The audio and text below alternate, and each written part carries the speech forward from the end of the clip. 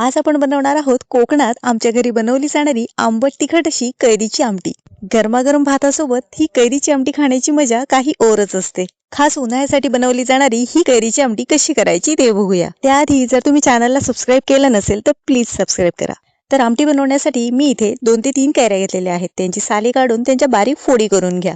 तुम्ही तुमच्या आवडीनुसार या कैऱ्या कमी जास्त करू शकता। तर आता बघूया या आमटीचे वाटप कसे करायचे। त्यासाठी मिक्सरच्या भांड्यामध्ये ओले खोबरे, हिरव्या मिरच्या, आले, लसूण, धणे, लाल तिखट आणि हळद व थोडे पाणी घालून मिक्सरला बारीक वाटून घ्या। तर आपली कैरीच्या आमटीसाठी लागणारे वाटप तयार आहे। आता बघूया आमटी कशी करायची। तर त्यासाठी एका भांड्यात तेल गरम करा। त्यात घाला मोहरी, मेथी, हिंग आणि लाल तिखट आणि हे सर्व छानपैकी परतून घ्या। मसाला छान परतला की त्यात घाला कैरीचे तुकडे। हे सर्व छान परतून घ्या आणि त्यात थोडे पाणी घालून झाकण ठेवून एक छानपैकी वाफ काढा आणि 2-3 मिनिटं ही कैरी शिजवून घ्या।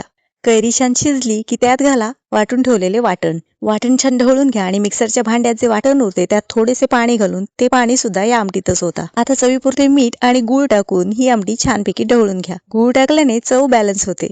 तर आता या आमटीत बारीक चिरलेली कोथिंबीर घाला आणि ती सुद्धा या आमटी बरोबरच उकळू द्या। अशी उकळताना कोथिंबीर टाकली की आमटीला अजून छान चव येते। तर अशा प्रकारे आपली उन्हाळ्यात तोंडाची चव वाढवणारी आंबट तिखट अशी कैरीची आमटी तयार आहे। वाफाळलेल्या भातासोबत ही गरमागरम कैरीची आमटी एकदम भन्नाट लागते। तर तुम्हाला कशी वाटली ही कैरीची आमटी मला कमेंट बॉक्समध्ये नक्कीच सांगा। रेसिपी आवडली असेल तर लाईक करा, शेअर करा। धन्यवाद।